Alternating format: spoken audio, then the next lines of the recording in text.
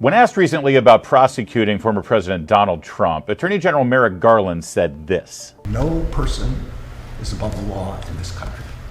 Nothing stops us. Even a former president. I don't know how to, maybe I'll say that again. No person is above the law in this country. I can't say it any more clearly than that.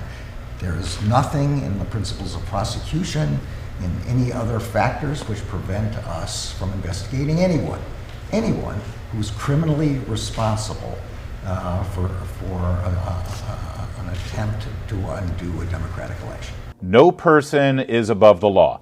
We agree. And several days after making this pronouncement, Attorney General Garland flexed his robust masculinity by ordering a raid on the former president's home in Mar-a-Lago, Florida. Apparently, he really wanted to show everybody that, how did he put that again? No person is above the law in this country. Right, no person is above the law. Except for these people. Let's start with Hillary Clinton. Apparently now they're investigating Donald Trump for possession of classified documents. What about Hillary? She had tons of them on an unauthorized, unsecured private email server. FBI Director James Comey even detailed all of her violations before choosing not to recommend any prosecution.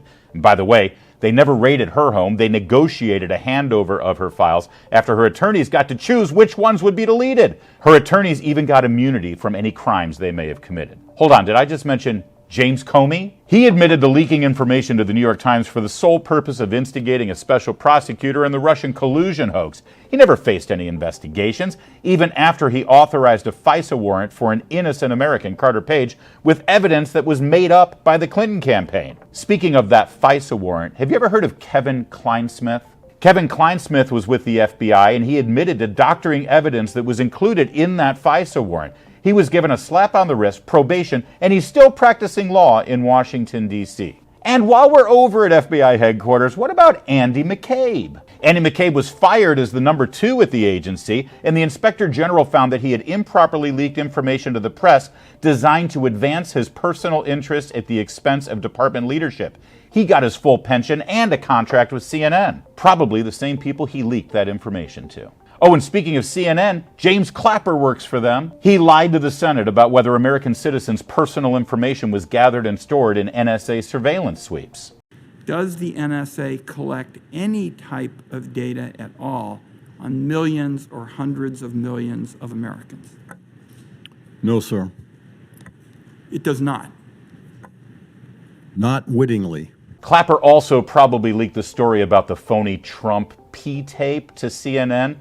But why keep score over things like this? Now, that's quite a few Democrats who clearly are above the law, Mr. Garland, but we're just getting started. Have you ever heard of Hunter Biden? Hunter Biden seems to have violated federal gun laws, and federal tax laws, and international lobbying laws, and drug laws, and prostitution laws. And while we're crawling in the tawdry slime, what about every single person on Jeffrey Epstein's client list? That's right, Epstein gets offed, Ghislaine Maxwell gets convicted, and none of the actual men who violated these underage girls see one day in a courtroom. Wonder why? We could go on and on and on. How about Paul Pelosi? That last name sound familiar? Yeah, he's married to Speaker of the House Nancy Pelosi.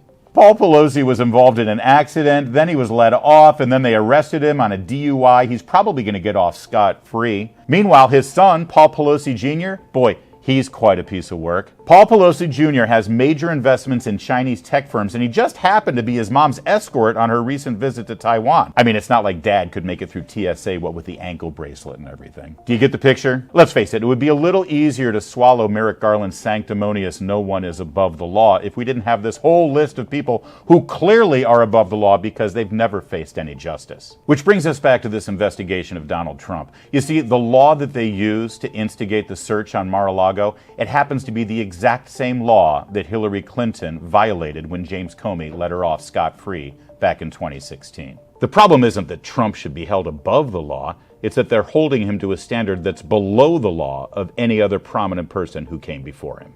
Just another example of the two-tiered system of law in this country. When it comes to facing justice, sure is good to be a Democrat.